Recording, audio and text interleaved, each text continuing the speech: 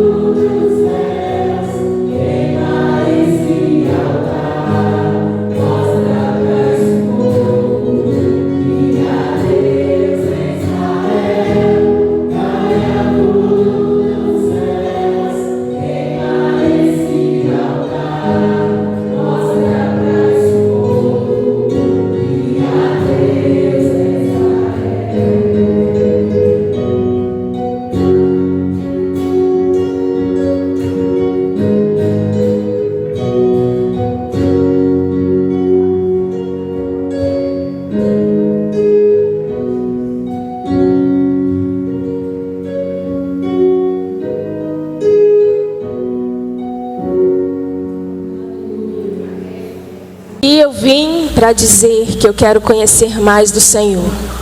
Eu acredito que se você tem vindo nesses dias, você está aqui nesta manhã, é porque você deseja algo a mais da parte do Senhor. Isso requer intimidade, isso quer busca, né, pelo Senhor. E o Senhor, quando a gente busca por Ele, Ele se revela a nós. Esse louvor, ele diz: Senhor, aqui eu vim para dizer porque eu quero te conhecer. A minha alma, ela tem sede de Ti. Então, Espírito Santo, vem e faz a Tua obra, vem e faz aquilo que precisa ser feito na minha vida.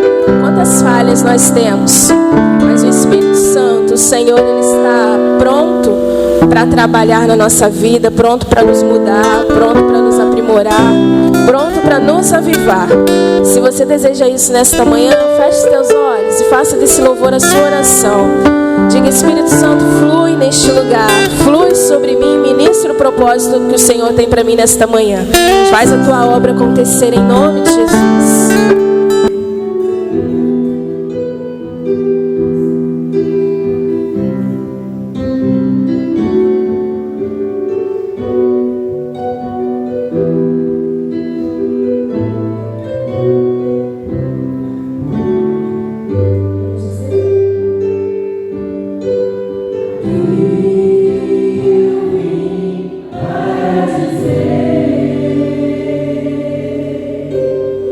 Yeah.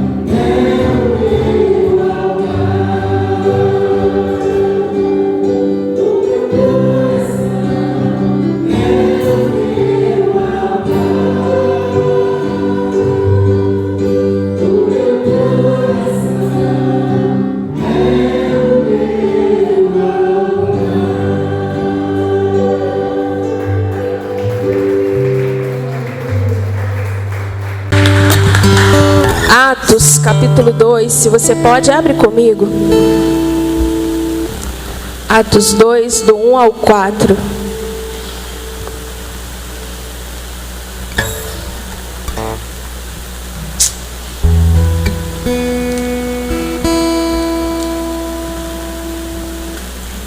Atos, capítulo 2, do 1 ao 4, diz assim: E cumprindo-se o dia de Pentecostes, estavam todos reunidos no mesmo lugar, e de repente veio do céu um som como de um vento impetuoso, e encheu toda a casa em que estavam assentados. E foram vistas por eles línguas repartidas como as que de fogo, as quais pousaram sobre cada um deles. E todos foram cheios do Espírito Santo e começaram a falar em outras línguas, conforme o Espírito lhes concedia que falasse. Amém? Nós lemos esse texto e às vezes a gente lê, e como o pastor Aloysio disse, a gente leva muito para o lado pentecostal, né? A gente fala, isso é coisa de pentecostal, mas não, é a palavra de Deus sendo revelada a nós. Amém. Veio do céu um vento impetuoso e encheu o lugar onde eles estavam. Eu entendo que isso quer dizer que eles tiveram disponibilidade para receber aquilo que o Senhor tinha para dar a cada um deles. E quando nós nos reunimos como igreja, a gente precisa entender isso, que a gente precisa estar disposto para receber aquilo que o Senhor tem para nós. De repente o Senhor quer agir, mas a gente está travado. O Senhor quer liberar algo sobre a minha vida, sobre a sua, mas a gente trava. Mas quando a gente dá liberdade ao Espírito e deixa o Espírito falar ao nosso coração, deixa o Espírito nos conduzir, Ele vem e faz a obra dele. Então é no de repente. De repente você se abre e o Espírito vem e fala com você algo que você precisa, é uma resposta. De repente você deixa o Espírito agir e o Espírito vem e traz uma cura para quem você está pedindo para a sua vida. De repente você se abre ao Espírito e Ele abre uma porta. É no de repente do Senhor. Conforme nós ministramos lá na primeira do retiro, é no de repente que o Senhor age. Não é na nossa hora, mas é na hora dele. E esse louvor diz: Senhor, nós estamos aqui porque nós estamos sedentos de Ti. Então vem. Esse louvor é um convite que você faz ao Senhor. Senhor, vem me incendiar. O meu coração é o Teu altar. Eu quero que o Senhor venha queimar todo o pecado, toda impureza. Venha tirar de mim tudo que me afasta do Senhor, para que o Senhor possa agir, para que o Senhor possa operar, para que o Senhor possa mandar o fogo do céu sobre a minha vida e eu ser diferente, eu ser avivado, eu ser transformado. É isso que nós estamos buscando aqui nesses dias. Então, enquanto nós estivermos cantando, é no de repente. Pensa nisso. É no de repente que o Senhor vai agir na sua vida nesta manhã. Amém?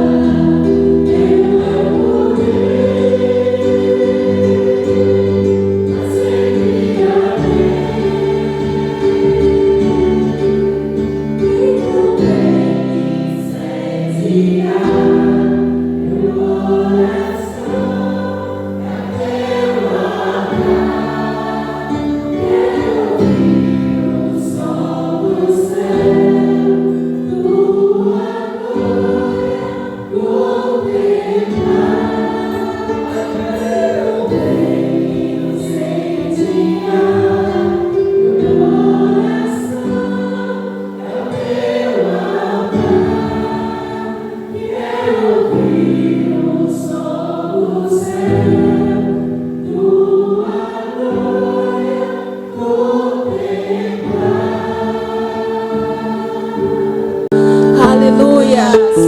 Glória a Deus. Você pode se assentar. Esse pedido tinha pedido a palavra, acho que ele desceu. Mas vem cá, irmão Gessi. Irmão Gessi vai estar.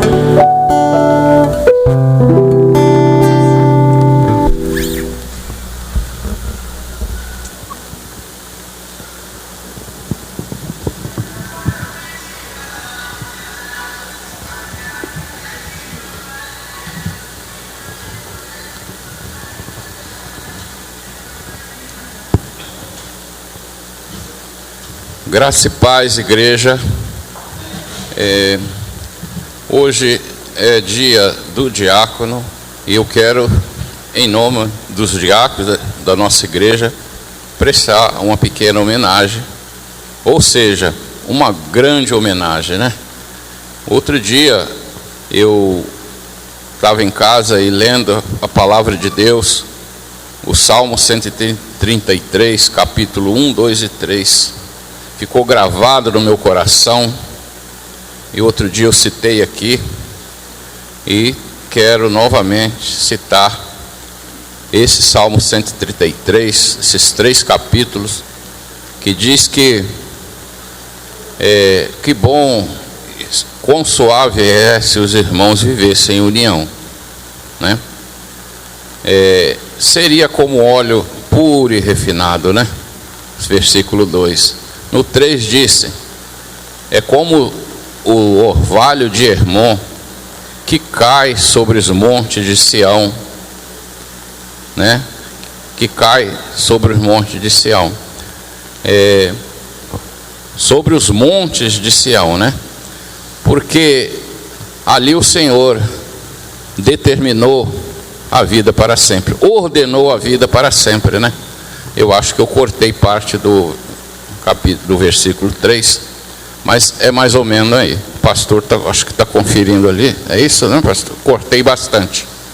Então, irmão, hoje é dia dos diáconos. A função do diácono numa igreja tem muito a ver com isso aí, não é? Eu peguei ali uma matéria aqui meio que em cima da hora, né? Então eu não vou falar muito de diáconos, mas eu vou ler. Eu sou mais forte lendo do que falando, né? Eu creio em Deus que um dia eu ainda vou chegar aqui e vou dar um pequeno sermão ou um grande sermão para a igreja em nome de Jesus, tá? E eu peço aos irmãos que orem por esse momento. Com a graça de Deus esse dia vai chegar, né? Mas hoje, mais uma vez, eu vou ler.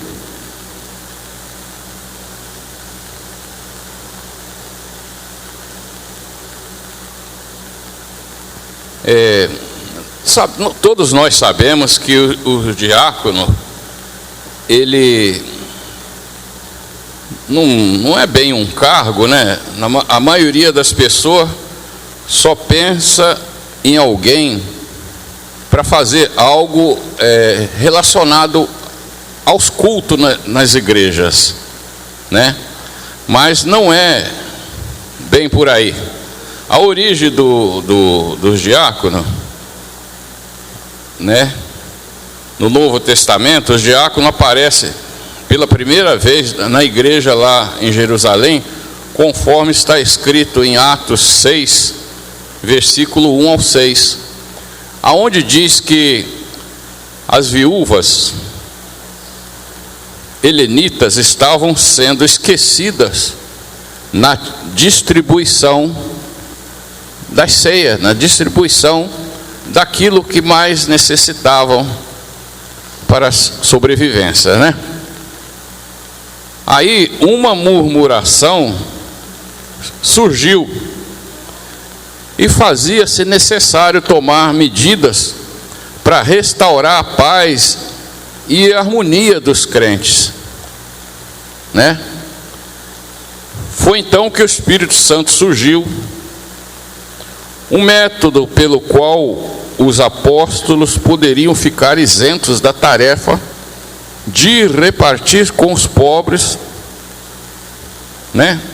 Que era levar o alimento às viúvas ou aos pobres, digamos assim, né? Coisas similares.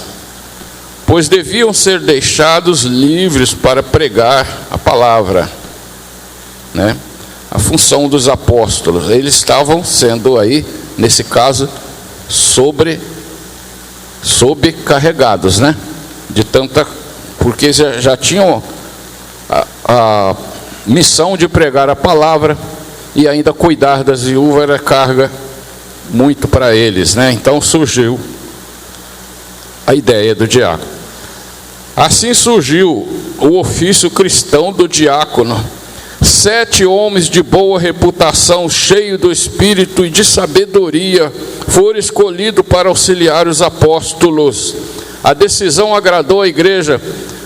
Após a imposição das mãos, saíram eles para cumprir sua função, sabendo que fizeram bom trabalho pelos resultados que se seguiram. Crescia a palavra de Deus em Jerusalém, multiplicava o número dos discípulos. Também muitíssimos sacerdotes obedeceram na fé. Está escrito em Atos 6, 7.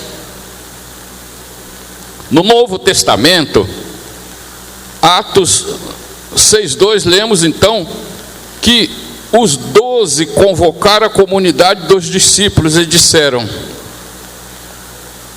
não é razoável que nós abandonemos a palavra de Deus. E os 12 quer dizer os 12 apóstolos.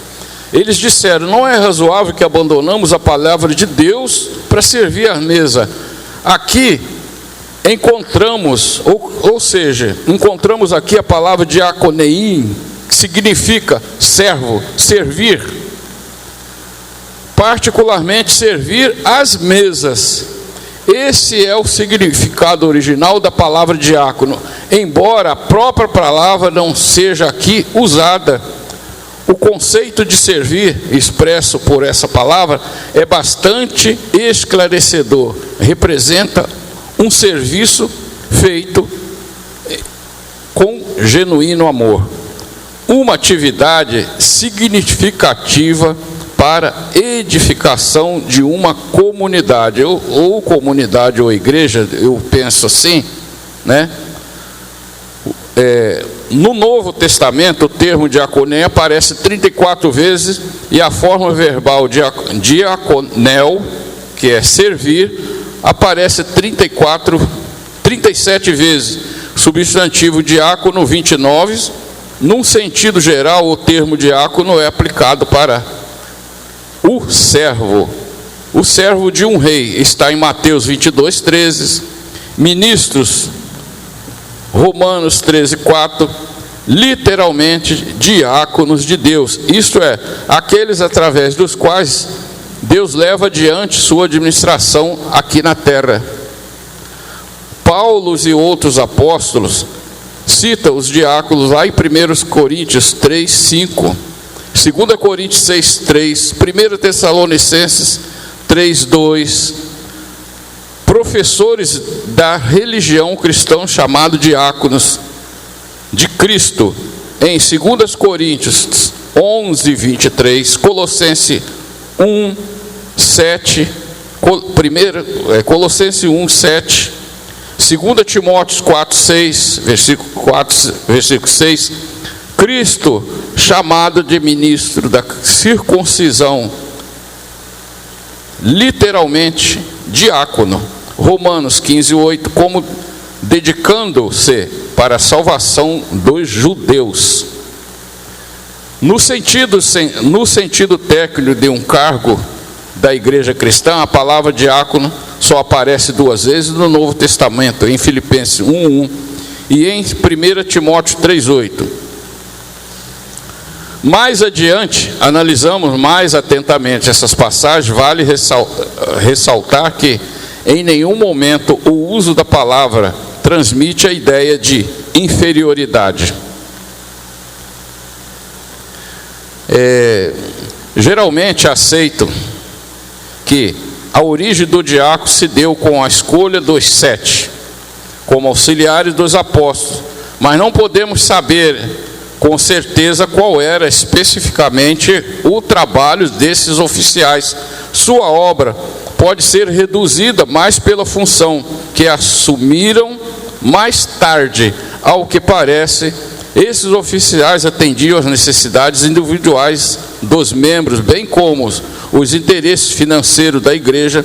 Sua atuação foi muito importante para manter a igreja unida. As igrejas primitivas eram sociedade de caridade, tomando conta das viúvas e órfãos, dispensando hospitalidades aos estrangeiros, aliviando a necessidade dos pobres. A tarefa dos diáconos era atender às necessidades dos pobres e dos doentes. A escolha de homens para efetuar os negócios da igreja, de modo que os apóstolos pudessem ficar livres para seu trabalho especial de ensinar a verdade, foi grandemente abençoado por Deus. O fato de terem sido estes irmãos ordenados para a obra especial de olhar pelas necessidades dos pobres, não os excluía do dever de ensinar a fé. Ao contrário, foram amplamente qualificados para instruir a outros na verdade e se empenharam na obra com grande fervor e sucesso. Dentre os objetivos do trabalho dos diáconos, podemos destacar os seguintes: promover a paz nas igrejas, algo que tornou necessária a criação do diácono. Como vemos no capítulo 6 de Atos, foi a proteção e a promoção da paz interna na igreja. Não sabemos até que ponto a igreja de Jerusalém estava dividida. Certo que a murmuração tomava proporções perigosas e os diáconos, pelo seu zelo e amor despendido, conseguiram curar a ferida e restaurar a harmonia. O grande e principal dever do diácono nas igrejas não testamentárias é defender e promover a paz entre os irmãos. Amém? Vou cortar aqui porque o texto é muito grande, né? Obrigado, igreja. Muito obrigado por essa oportunidade. Que Deus abençoe a todos. E parabéns aos diáconos mais uma vez.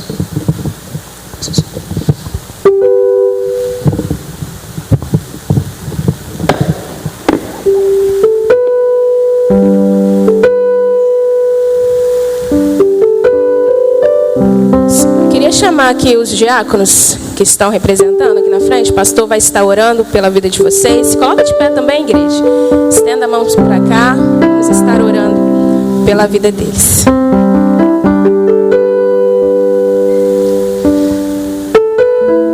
Amém, meus irmãos. Vamos orar pela vida dos nossos diáconos. Esse tempo é um tempo onde a igreja ela carece muito do trabalho diaconal, porque a gente realmente está vivendo o cumprimento da palavra do Senhor, onde diz que a seara é grande, os ceifeiros são poucos, né? Então o trabalho eclesiástico, sem o apoio diaconal, seria um trabalho impossível de se fazer. A gente vê que a diaconia ela nasce para salvar os apóstolos no trabalho pastoral, e assim continua sendo nos dias de hoje. Vamos estender nossas mãos, vamos orar pelos nossos diáconos, e que Deus esteja os abençoando cada dia mais, em nome do nosso Senhor. Deus, muito obrigado. Obrigado, Senhor, porque nesse tempo o Senhor ainda tem levantado homens e mulheres comprometidos com a obra do Senhor, ó Pai. Eu agradeço ao Senhor pela vida dos nossos diáconos, pelos irmãos da nossa igreja que se envolvem, ó Pai, com todos os tipos de trabalhos relacionados às mesas da igreja, ó Pai, ajudando o pastor, ajudando o templo, ajudando os irmãos, ajudando os necessitados. Louvado seja o nome do Senhor. Que o Senhor esteja abençoando os nossos diáconos, que o Senhor esteja em tempo oportuno levantando ainda outros diáconos, porque a obra do Senhor ela precisa avançar. Muito obrigado, ó Pai. Obrigado por esse dia tão especial, e que nunca falte a unção do Senhor sobre a vida dos seus filhos, em nome de Jesus. Amém.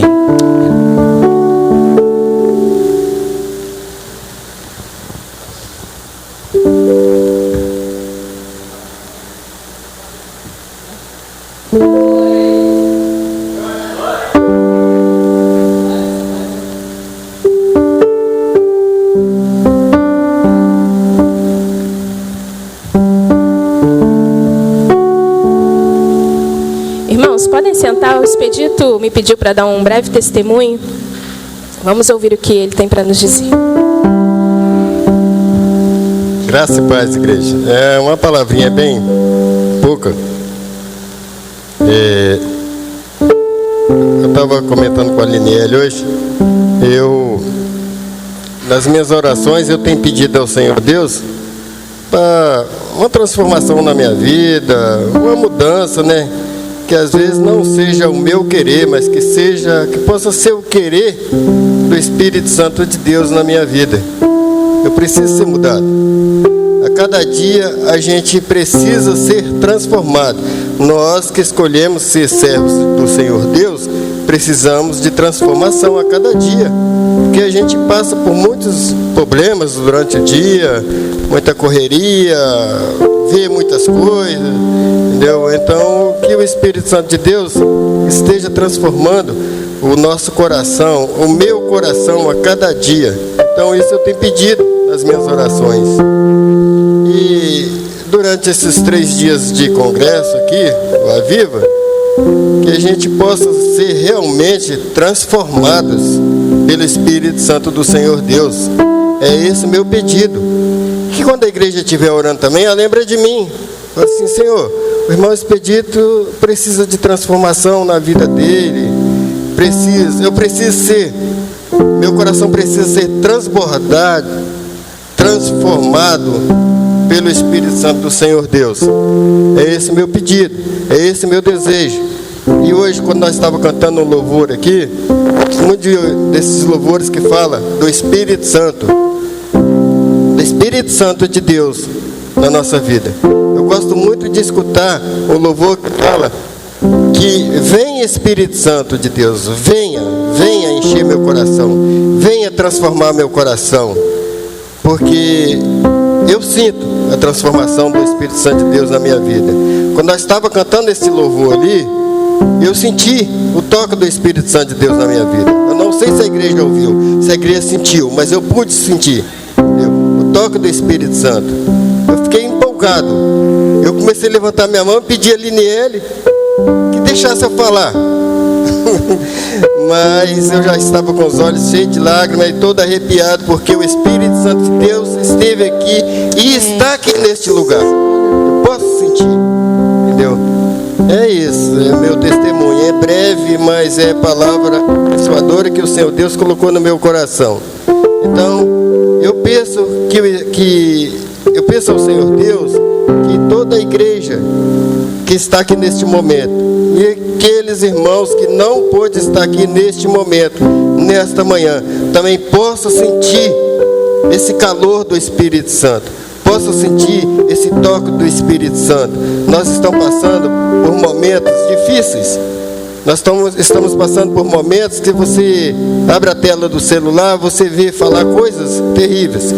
Mas a verdadeira palavra, a finalidade de todas as coisas é o nosso Deus na nossa vida, é o Espírito Santo de Deus na nossa vida. É Ele que fala a verdade, é Ele que transforma tudo, é Ele que comanda a vida daquele que se entregou, que abriu o seu coração para que entrasse o Espírito Santo de Deus. É Ele que finaliza tudo.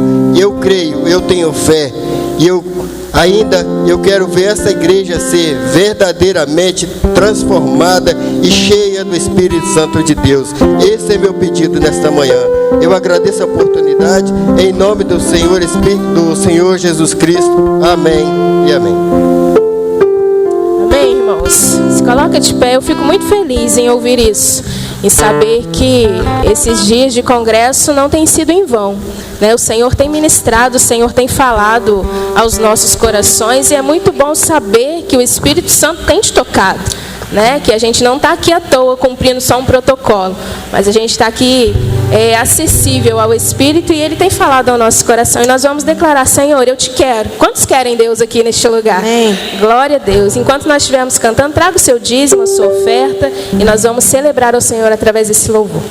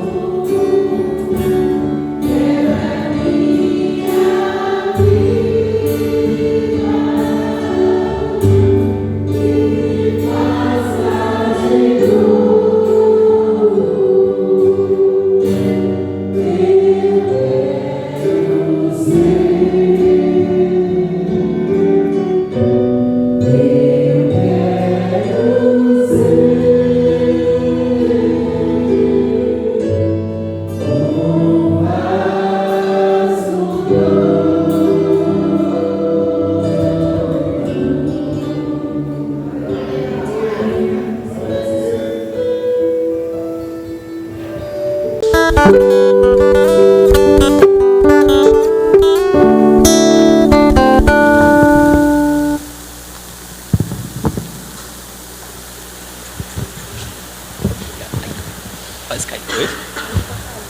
Tá bom.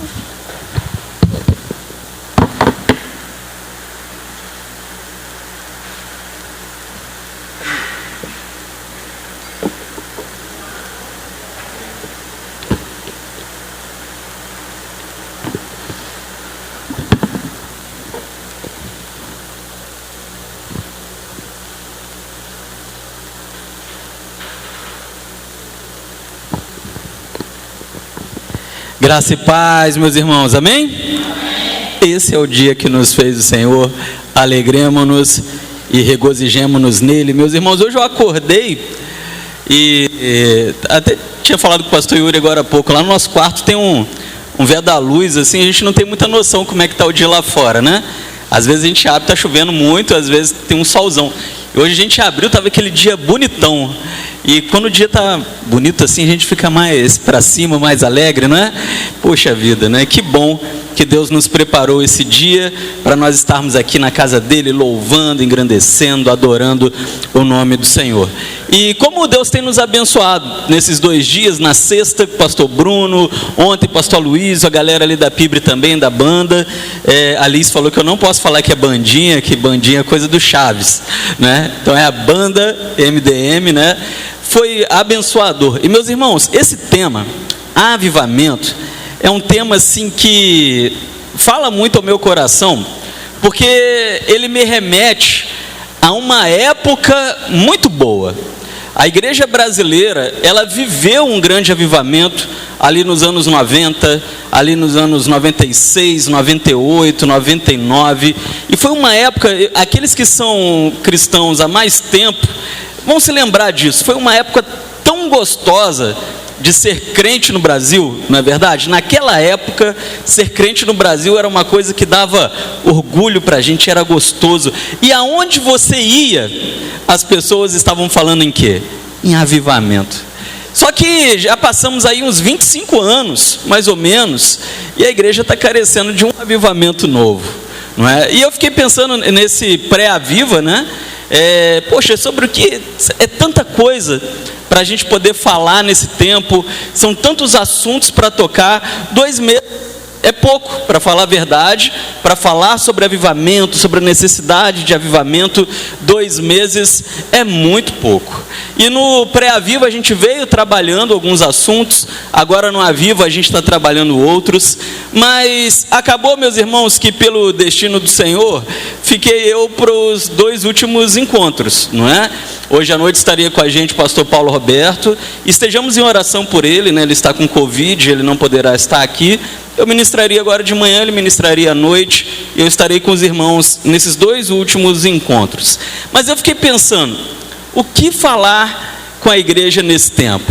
E aí, meus irmãos, apesar de ser criança para adolescente naquela época, muita coisa mesmo tocava o meu coração naquela época de avivamento, lá nos anos 90, e são coisas que eu sinto muita falta hoje, sabe? E na nossa caminhada cristã, algumas ministrações, alguns pastores, eles marcam a nossa vida na caminhada, e naquele tempo, se tem um pastor que ministrou ao meu coração naquela época, é um pastor que com certeza a maioria dos irmãos não conhece, ele se chama Sidaco, né? Um pastor aqui, ele pastoreia em Petrópolis, aqui pertinho da gente. E eu até conversava com o pastor Aloysio, porque lá eles também estão trabalhando o tema avivamento. E eu falei, pastor, eu queria ministrar aí na igreja, dentro de um livro do pastor Sidaco. Ele, poxa, Sidaco é meu amigo, cara, ele é lá da nossa região. E realmente, as ministrações daquela época sobre avivamento falavam ao meu coração. Ele tem 2 livros extraordinários. Depois eu vou disponibilizar para a igreja esses 2 livros, infelizmente em PDF, os livros são muito antigos, lá no grupo da igreja. E depois, se você quiser imprimir para você ler, vale muito a pena, muito a pena. Você consegue enxergar nesses 2 livros a necessidade da igreja naquele tempo, e você consegue ver que as necessidades hoje não mudaram. Nós vivemos um avivamento naquele tempo, mas nós estamos precisando viver um avivamento novamente. Um grito pela santidade, um grito pela vida da igreja. Logo mais eu vou disponibilizar para os irmãos lá no grupo. Minha mãe tem um livro, eu tive que escanear ele inteiro, página por página, né? Porque ele é muito antigo, mas vale muito a pena os irmãos lerem. E naquelas ministrações, eu me lembro que o pastor esteve aqui em Volta Redonda, e tem 2 palavras que ele trouxe que ficaram cravadas no meu coração, na minha mente, e que, olha, contribuíram muito naquela época para o meu chamado, para a minha conversão primeiramente, né? Naquela época eu ainda não era convertido, mas para a minha conversão, depois para a entrega ao chamado e tudo mais. E essas 2 ministrações eu quero dividir com os irmãos hoje. Agora pela manhã, no tema Avivamento pela Santidade, você pode deixar sua Bíblia aberta lá em João 17, versículo 17. E logo mais à noite, avivados pela palavra. À noite eu cito o texto para vocês. João 17, versículo 17. Avivamento pela santidade. É um versículo tão pequeno que talvez os irmãos não precisavam nem abrir a Bíblia, né? Mas vamos abrir. Eu mesmo, para facilitar aqui o meu manuseio, eu escrevi ele à mão, de tão pequeno que ele é aqui. E ele diz assim: santifica-nos na tua verdade. O que é a verdade? A tua palavra é a verdade. Vamos orar? Vamos falar com Deus. Pai, muito obrigado. Obrigado porque nós podemos estar na sua casa aqui nessa manhã, falando desse tema tão relevante para os nossos dias.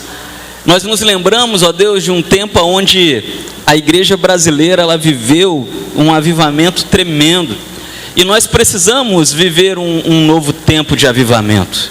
Nesses últimos 25 anos, ó Pai, a igreja cresceu tanto no Brasil, mas ao mesmo tempo ela também perdeu tanta qualidade, e nós precisamos nos voltar para a palavra do Senhor, para vivermos novamente um avivamento genuíno, um avivamento alicerçado na Bíblia, um avivamento vindo do Espírito Santo, guiado pelo Espírito Santo. Aviva a nossa igreja, aviva-nos pela tua palavra e pela santidade, em nome de Jesus. Fala ao nosso coração nessa manhã, é o que eu te peço, Pai, em nome de Jesus, amém. Amém. Avivamento pela santidade. Santifica-nos na tua verdade, a sua palavra é a verdade.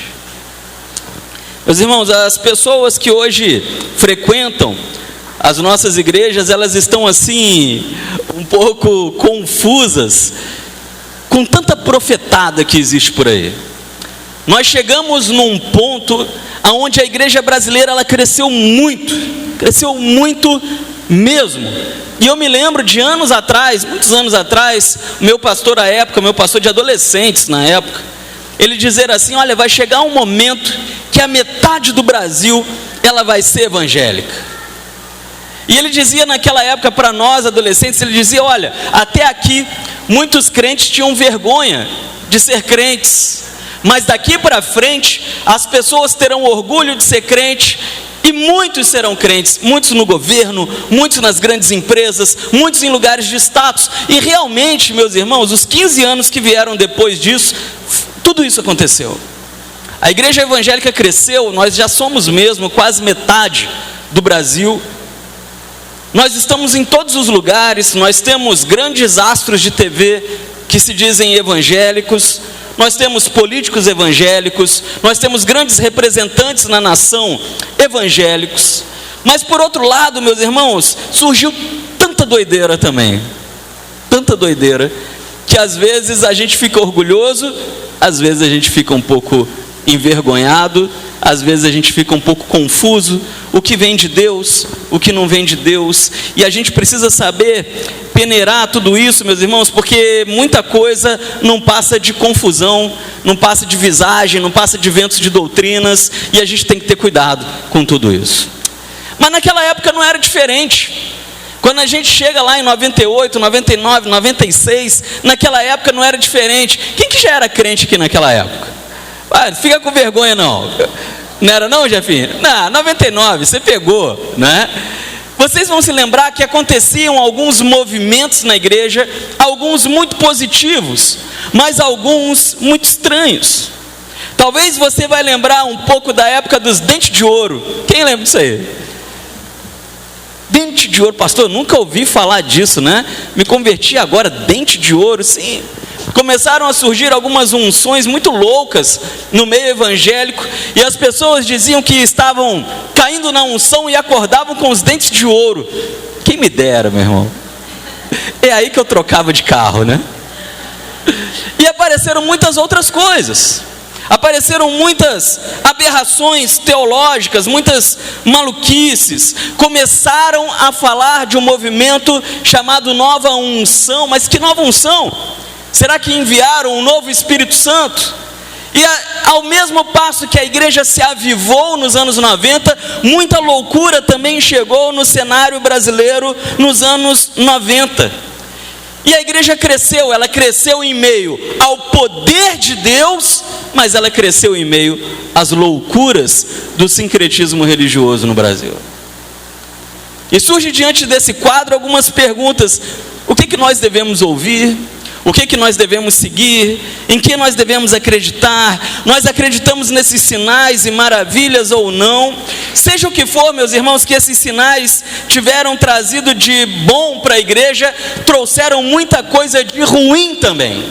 Trouxeram muita coisa distante da palavra de Deus. Foi nesse tempo, foi nesse marco, entre os anos 96 a 99, que surgiu no Brasil uma igreja interesseira. Uma igreja que busca a Deus para ganhar coisas, para alcançar coisas. A igreja do me dá, me dá. A igreja que só quer receber, mas que não quer dar nada para o Senhor, só quer vantagens. Então, ao mesmo tempo que nós crescemos assustadoramente, crescemos, mas perdemos muita qualidade cristã. E foi nessa época que o eu, o egoísmo, o egocentrismo se instalou na igreja evangélica no lugar de Cristo. Foi nessa época que nós tiramos dos nossos templos, e eu não tenho nada contra isso, a cruz de Cristo que nós colocávamos na frente das nossas igrejas para colocarmos fotos de pastores representando a igreja de Cristo. É nesse tempo que a igreja perde qualidade espiritual. É nesse tempo, meus irmãos, que o cristianismo produziu um lugar onde ela trocou pastores espirituais, como Billy Graham, como Spurgeon e tantos outros, por bruxos evangélicos. E essa é a verdade. E a igreja passou a viver procurando as bruxarias evangélicas.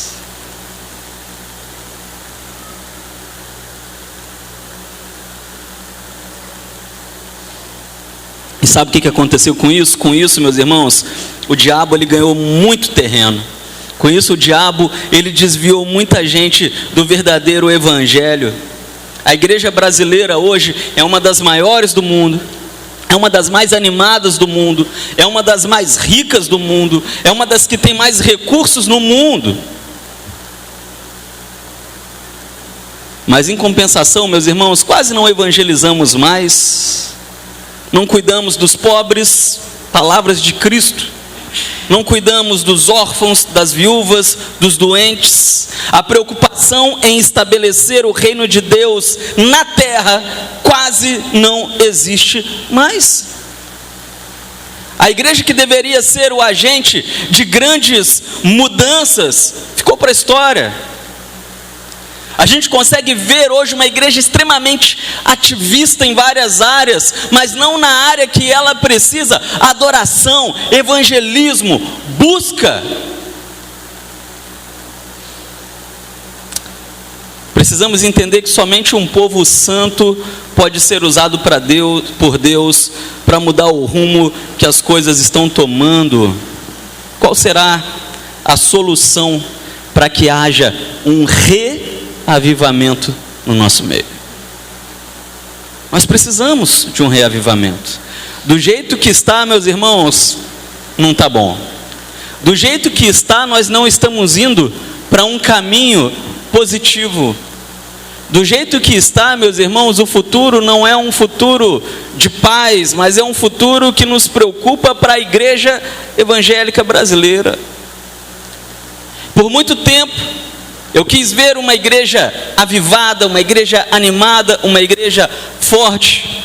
Mas hoje, meus irmãos, eu entendo que antes disso, que antes da igreja se apresentar dessa maneira, cada um de nós, na individualidade, precisa ser avivado primeiro.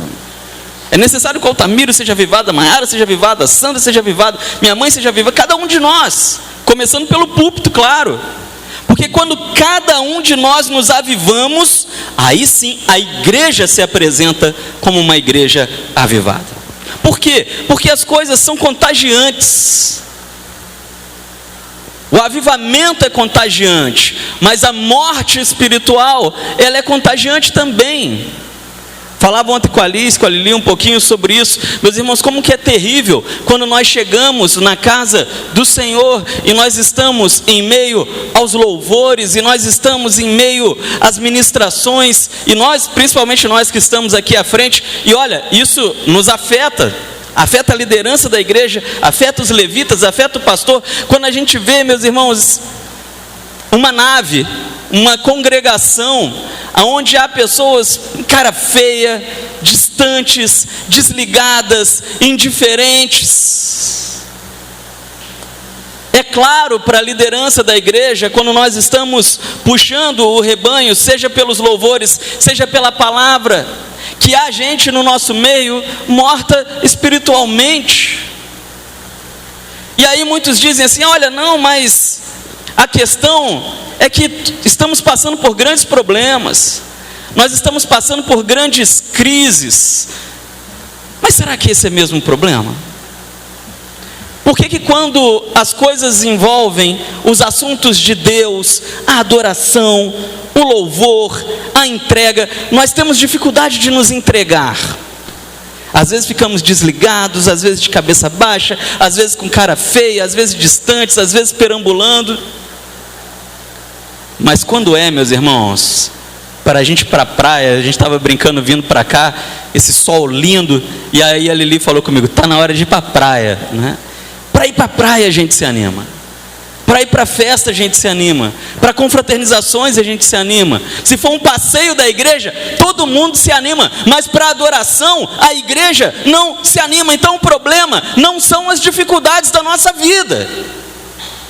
A igreja precisa de um reavivamento. Eu quero falar sobre isso. O reavivamento que nós precisamos, ele só chegará por meio da santidade. Avivados pela santidade. O que aconteceu dos anos 90 para cá? O que acontece, meus irmãos, é que nos anos 60, 70, 80, os crentes buscavam santidade e buscavam mesmo.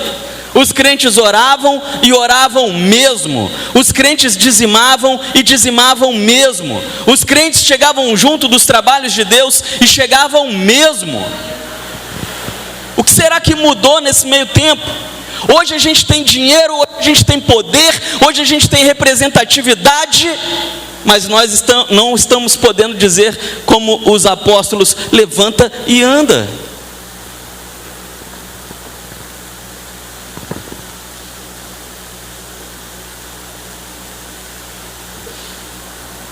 No meu trabalho final de faculdade, meus irmãos, eu fiz a opção de representar a igreja no TCC. E eu fui massacrado no TCC por falar de assuntos religiosos, cristãos. E um dos examinadores, ele pratica artes ocultas, né, bruxaria. E quando eu disse que a denominação, ela faz um trabalho missionário, milionário, e que nós temos, talvez a denominação nem saiba, mas nós temos, por exemplo, um transatlântico. Vocês sabiam disso? A Aliança Batista Mundial, ela tem o Ágape 2, que é um transatlântico, é um seminário dos mares, e fica sempre acampado aqui em Recife, é nosso.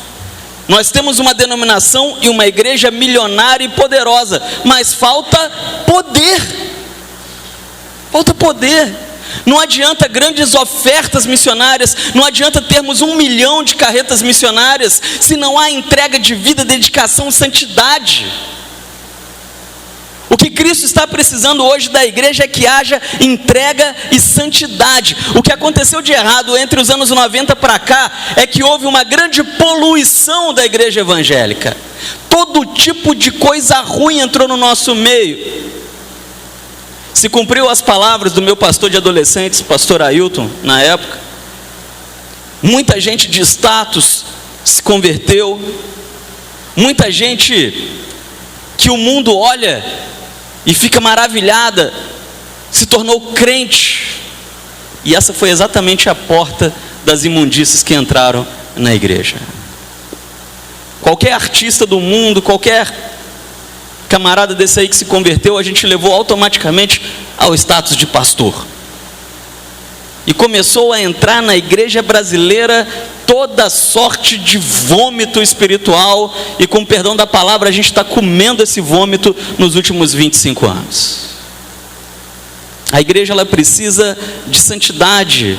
Em primeiro lugar, a igreja precisa de santidade como estilo de vida. João 17, versículo 17, é o texto que nós acabamos de ler. Santifica-nos na tua verdade, a tua palavra é a verdade.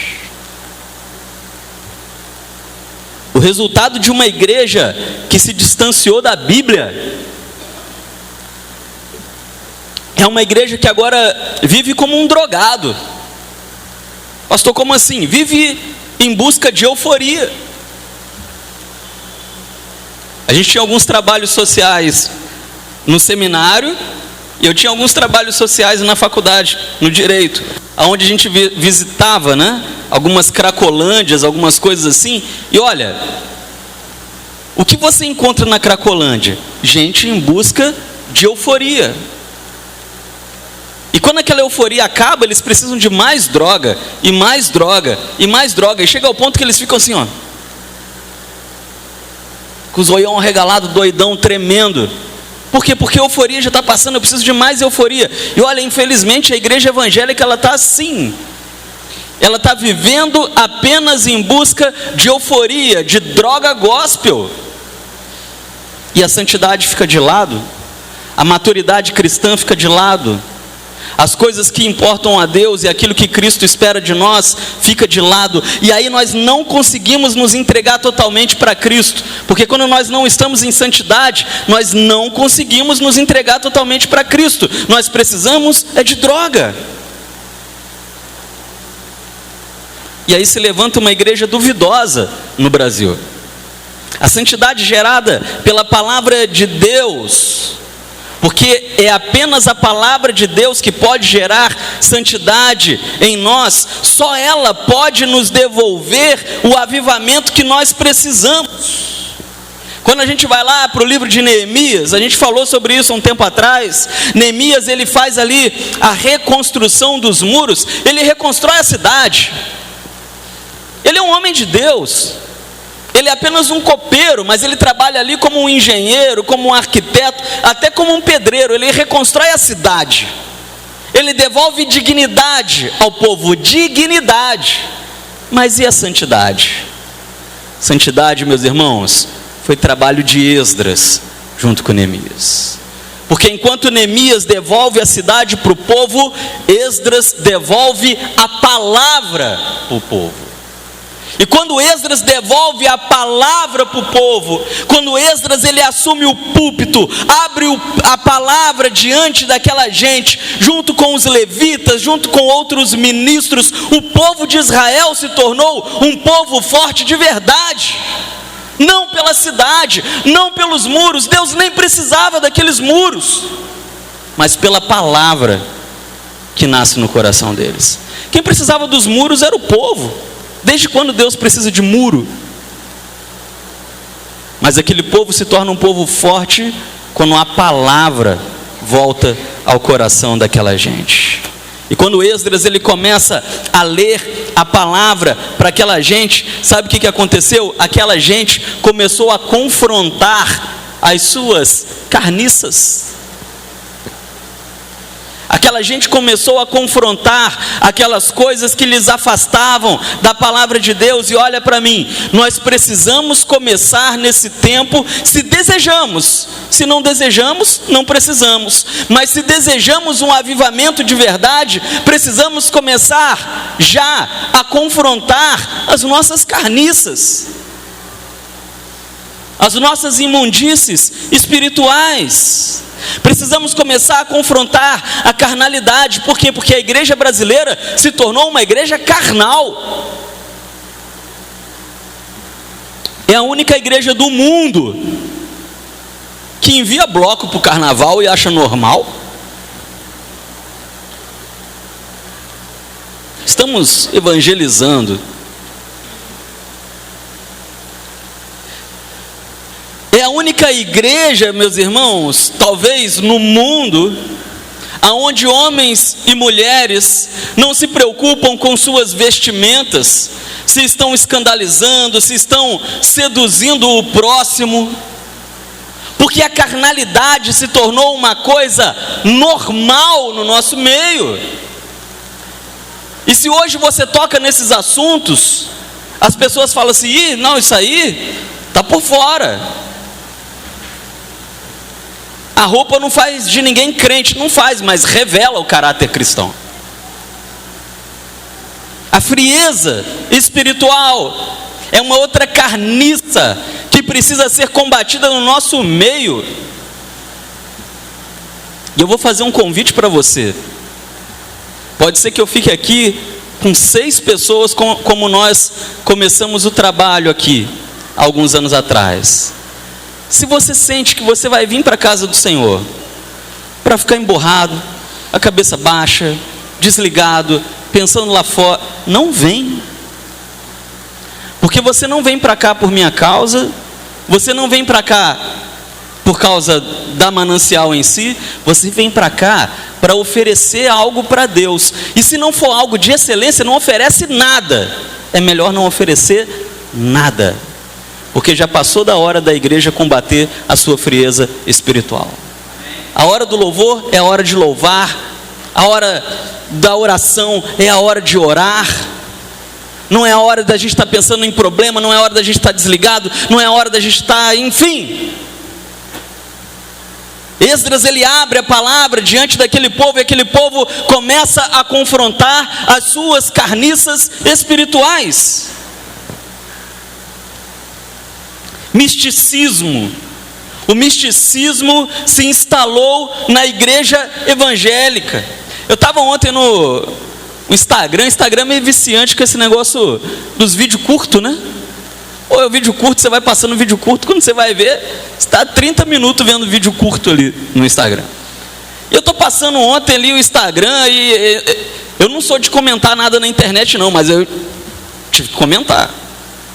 Caí num grupo evangélico e o grupo dizia assim: eis que você é cristão e você começa a sentir cheiro de flores, de defunto, cheiro de enxofre, não sei o que lá, cheiro de não sei das quantas. O que está acontecendo? Aí um outro crente foi lá e escreveu: isso é mediunidade. Eu tive que escrever lá, eu falei: isso você é um crente macumbeiro. Porque a igreja brasileira, ela se tornou uma igreja mística, e Deus ele não precisa de uma igreja mística, Deus ele precisa de uma igreja santa.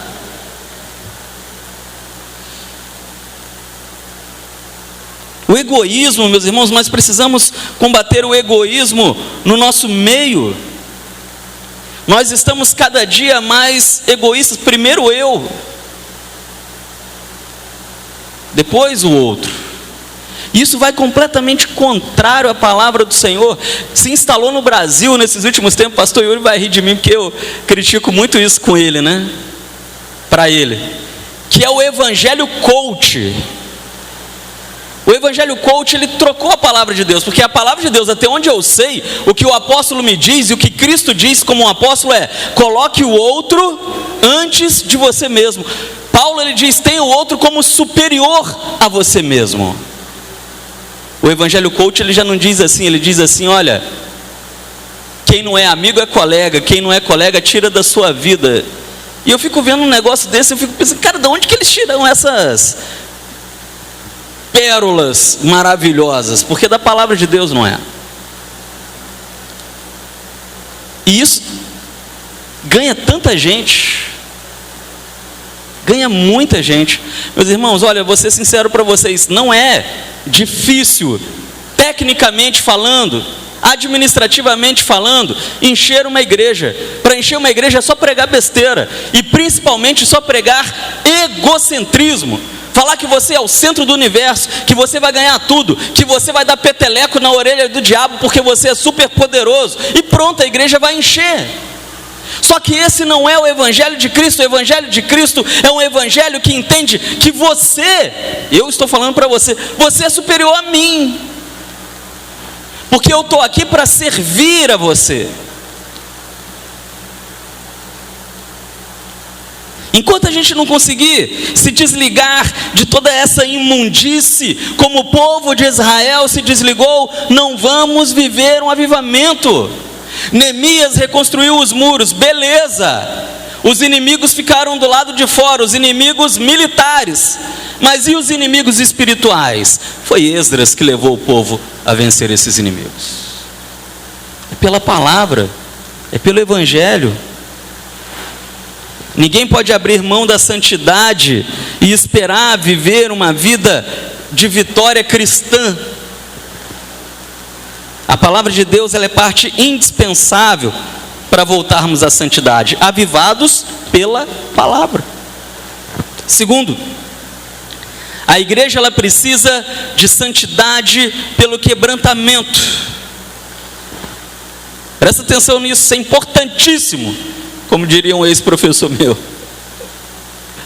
Você se considera alguém quebrantado? Você vê quebrantamento do Espírito Santo na sua vida? Você vê quebrantamento do Espírito Santo na vida da igreja? Lá em Jeremias, o profeta, ele fala sobre um episódio muito bacana, que é o fato de nós sermos vasos nas mãos do oleiro.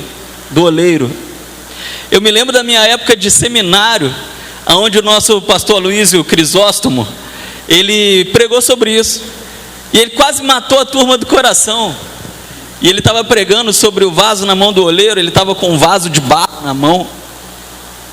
E à medida que o sermão ia correndo, ele pegou o vaso e tacou o vaso no chão. Mas, meus irmãos, aquilo fez um barulho tão grande que ele quase matou metade de nós do coração. Mas foi muito legal, porque na sequência ele tentou montar o vaso de novo. Isso é muito difícil. Esse texto, você deve se lembrar, a palavra diz que nós somos um vaso na mão do oleiro. O oleiro é aquele que faz o vaso ali numa máquina que roda, né, que gira. O barro está ali, ele vai formando o vaso.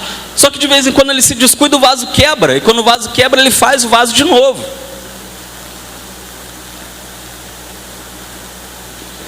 Deus, ele deseja que nós sejamos um vaso de honra nas mãos dele. Só que para fazer isso, sabe o que ele tem que fazer? Ele tem que nos quebrar. Ele nos joga no chão, ele nos aperta, ele nos quebra, para nos mostrar que o que nós somos apenas pela graça do Senhor. Aquilo que você é apenas pela graça do Senhor. E eu posso dizer para você nessa manhã que Deus, ele está sempre, diga comigo, diga sempre disposto a nos desmontar e nos fazer novamente. Sempre. Não importa o quão problemático você esteja, não importa por quais lutas você esteja passando, quão frio espiritualmente você esteja, o Senhor está sempre disposto a nos quebrar e nos fazer novamente. O seu propósito é nos quebrar a fim de que a gente não tente mais conduzir a nossa vida por nós mesmos. É Ele quem quer nos dar utilidade. Ele quer nos dar um formato que seja útil para Ele. E quebrantamento significa se colocar totalmente nas mãos e dependência de Deus. Sabe o que significa quebrantamento? Significa que Deus ele vai fazer algumas coisas na nossa vida e isso vai estar bom para nós, mesmo quando isso for contra a nossa própria vontade. Deus ele vai querer fazer muita coisa na nossa vida que vai ir contrário ao nosso desejo, mas a vontade dele, boa, perfeita e agradável, ela vai nos levar para uma outra direção, para uma direção que ele quer, e isso precisa bastar para nós, isso precisa ser suficiente para nós, isso precisa nos deixar felizes, porque se há alguém que sabe dirigir a nossa vida, é Deus. O texto de Jeremias, ele revela uma cena que traz uma lição maravilhosa, sabe qual? O oleiro, ele pega o vaso, ele quebra o vaso. Você já quebrou um vaso na sua casa? Eu já quebrei um monte. Não agora, né? Mas quando eu era criança, eu e os primos, a gente gostava muito de peteca. Quanto vaso da minha avó que eu já quebrei? Lá na casa da minha mãe, tem um vaso lindo lá, que é meu. Ela acha que eu esqueci, mas eu não esqueci não. Eu sei que aquele vaso é meu. Porque eu e os primos quebramos todos os vasos da minha avó, jogando peteca. E aquele foi o último vaso que sobrou. E aí a minha avó pegou e ela me deu o vaso. Ela falou, como vocês quebraram todos, fica com esse aqui para você. E ela me deu. E ele fica guardado lá na casa da minha mãe. Tá lá, né? Mas quando nós quebramos um vaso, o que a gente faz com o vaso? Vai para o lixo, meu. Vai para o lixo. Quando o pastor Aloysio ministrou lá no seminário essa passagem, ele quebrou o vaso no chão, ele tentou colar o vaso, não dava, ele é de argila. É muito difícil colar argila. E se você colar, fica horrível. Vai para o lixo. Só que a lógica do oleiro, a lógica de Deus é muito diferente da nossa. Quando Ele nos quebra, Ele nos faz de novo, Ele nos renova, Ele nos dá outro formato, outra forma, outro propósito. E quando nós olhamos, por exemplo, para Pedro, você já pensou em lidar com Pedro? Quem não desistiria de uma carniça igual Pedro? Deus. Pedro só dá bola fora. Pedro só fala coisa errada na hora errada. Pedro só faz coisa errada na hora que não deve. Pedro é violento, Pedro é agressivo. Deus quebra aquele vaso e faz de Pedro o segundo maior baluarte da igreja cristã no mundo. Eu nem sei se eu posso dizer que ele é o segundo. Ele e Paulo se confundem. E é interessante que Paulo também foi despedaçado por Deus. Deus quebra esses vasos, refaz esses vasos, dá um propósito a esses vasos. Será que você está pronto para isso?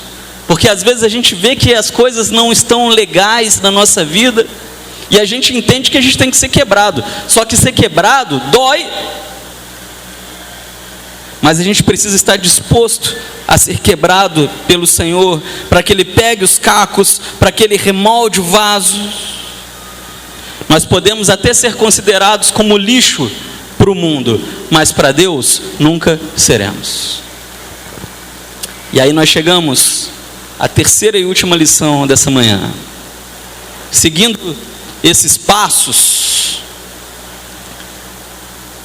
entendendo que a igreja precisa de santidade como estilo de vida, entendendo que a santidade ela vem pelo quebrantamento, seguindo esses passos, a igreja ela viverá, guarda isso, maravilhas pela santidade. Será que você está disposto? Será que você está disposta a viver as maravilhas de Deus? Eu quero, todo mundo quer, mas isso tem um preço. Isso tem um preço. Josué estava à frente dos israelitas. Os israelitas estavam diante do Rio Jordão. Eles já haviam visto com Moisés que Deus era capaz de abrir o mar, e eles dizem: olha, Deus também é capaz de abrir o rio. Para obter a vitória, Israel precisava de quê? Para conquistar a terra prometida, Israel precisava de quê? Será que Israel precisava de novas estratégias? Será que Israel precisava preparar tropas? Será que Israel precisava melhorar a sua alimentação, fazer uma alimentação reforçada para enfrentar aquela batalha? Será que Israel precisava de novas armas? O que Israel precisava para conquistar a terra prometida? Nada disso. Israel precisava de santidade para viver as maravilhas do Senhor. Santifiquem-se, porque amanhã o Senhor fará maravilhas no meio de vós. Isso é o que nós precisamos também. Isso é o que o Senhor traz para nós nessa manhã. Se nós queremos e precisamos viver as maravilhas do Senhor, o caminho é a santificação. Santifique-se, porque amanhã o Senhor fará maravilhas no meio da manancial. Santifique-se, porque amanhã o Senhor fará maravilhas na sua vida. Santifique-se, coloque sua vida nas mãos dele, deixe ele fazer da sua vida o que ele quiser, e que isso baste para você. Que você não fique com raiva de Deus, que você não fique com birra com Deus, porque Deus está levando a sua vida para um caminho que não é o caminho que você queria. Ele está levando a sua vida para um caminho que é o caminho que ele vê que é bom, perfeito e agradável, compatível com os propósitos dele. Ser santo, meus irmãos, é se fazer parecido com Jesus. E ser parecido com Jesus vai muito além das explosões emocionais que nós estamos acostumados aí. Parece que para ser crente hoje e ter um relacionamento com Deus, a gente tem que pintar a igreja de preto. Se a gente não estiver no escuro, o Espírito Santo não vai falar. Parece que para hoje ter um relacionamento com Deus, eu tenho que encher isso aqui de lâmpadas coloridas e usar pirotecnia, colocar uma arca da aliança com um fogo falso aceso, senão o Espírito Santo não vai falar. E o Espírito Santo, ele não precisa de nada disso. O que o Espírito Santo ele quer é apenas a nossa entrega de vida e a nossa santidade. Porque quando há entrega de vida e santidade, mesmo quando nós estamos dentro de um peixe, ali o Espírito Santo ele fala conosco. Do que você precisa se separar nesse tempo para se aproximar de Deus? Porque santificar-se significa separar-se. E o que a igreja precisa nesse tempo é se separar de muita coisa que está a afastando do Senhor. O grande avivamento, o avivamento tão esperado, que varrerá o Brasil de norte a sul, ele pode começar nesse tempo.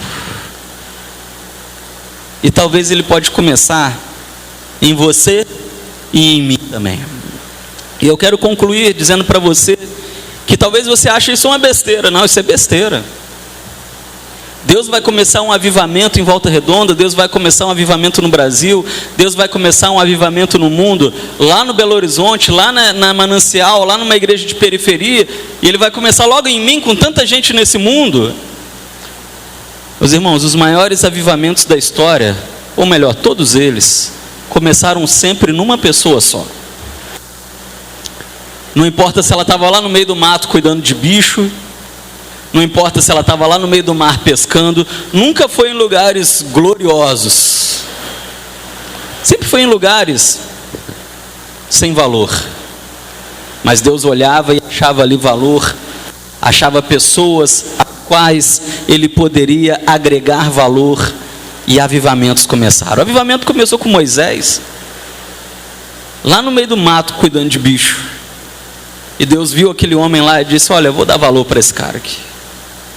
Vou agregar valor a esse homem, e por esse homem vai começar um grande avivamento em Israel. Gideão, escondido no meio do lagar, cuidando lá das suas tarefas de trabalho, com medo. Não era uma situação gloriosa, mas Deus o viu ali e disse: eu vou usar esse homem aqui para um grande avivamento. Jonas, eu tenho que pregar sobre Jonas, meus irmãos. Jonas é o pior deles, né? Que cara cabeça dura, que cara problemático, claramente indo contrário à palavra de Deus. Deus diz: vai para o norte. Ele propositalmente vai para o sul, ele vai na direção contrária. Deus joga ele lá no fundo do mar. Meus irmãos, que lugar horrível. No fundo do mar, dentro de um peixe. E ele ora, e Deus diz: eu estou te vendo aí, Jonas. E Deus começa um avivamento por meio daquele único homem. E o maior de todos os avivamentos do mundo começou por apenas um homem também, e que ainda traz reflexos grandes para os dias atuais, que é o avivamento que Jesus Cristo começou nesse mundo. Jesus é Deus, mas Jesus também é 100% homem, e Deus começa um avivamento naquele tempo por meio de Jesus. Será que você está pronto? Será que você está pronta para ser o ponto de partida de um grande avivamento nesse tempo? A única coisa que nós precisamos é de santificação, é de sinceridade diante de Deus, é de entrega real, é de não ficar conformado com a nossa vida do jeito que ela está e seguir anos e décadas levando o evangelho com a barriga, como se Deus quisesse de nós qualquer coisa. Deus, Ele quer de nós o nosso melhor. Vamos ficar de pé, vamos orar, vamos falar com o Senhor.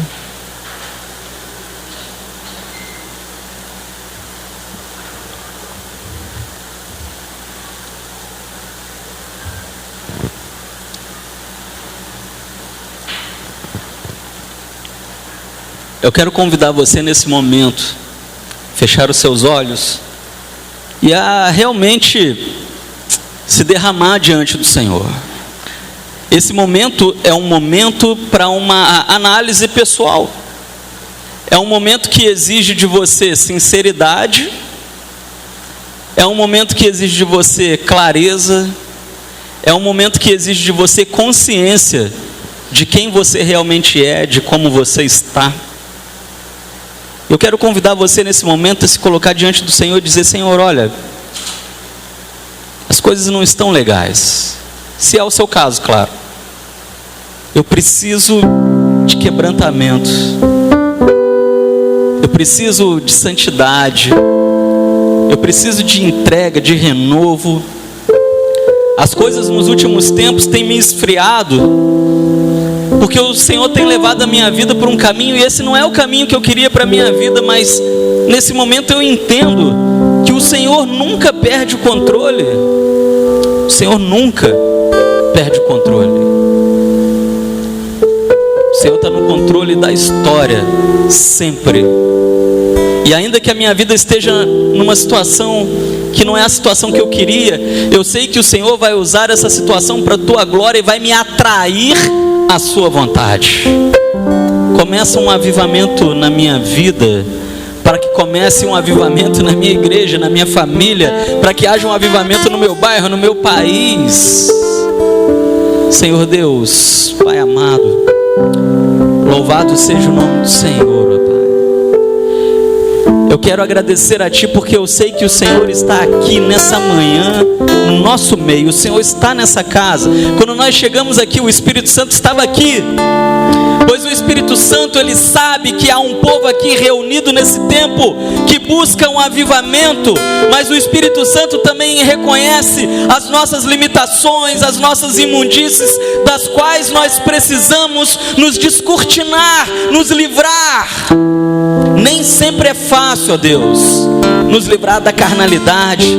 Nem sempre é fácil, ó Deus, nos livrar da frieza espiritual. Nem sempre é fácil, ó Deus, nos livrar do egocentrismo. Mas faça, ó Deus, como disse o profeta Jeremias, nos quebre e nos faça um vaso para a honra e para a glória do Senhor. É o que nós te pedimos, ainda que doa, ainda que seja difícil, nos molde para os seus propósitos, porque nós precisamos e nós queremos nos encaixar na sua presença e na sua vontade.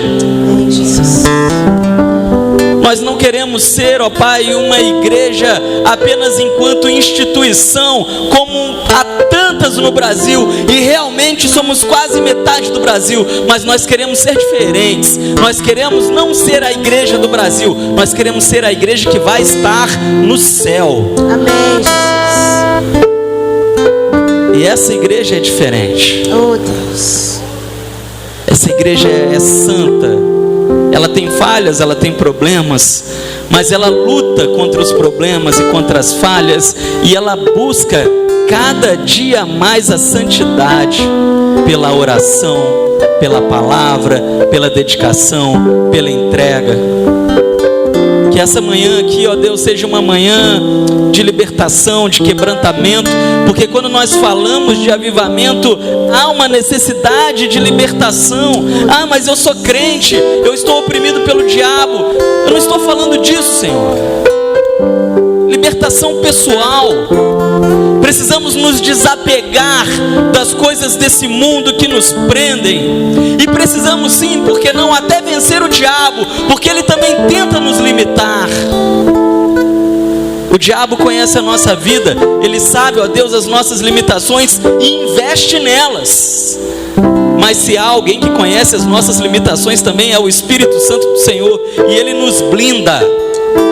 E é o que nós te pedimos nessa manhã, que sejamos blindados pelo Espírito Santo do Senhor, que o diabo saia da nossa frente, que tenhamos força, coragem, ousadia para deixarmos para trás aquilo que nos distancia do Senhor.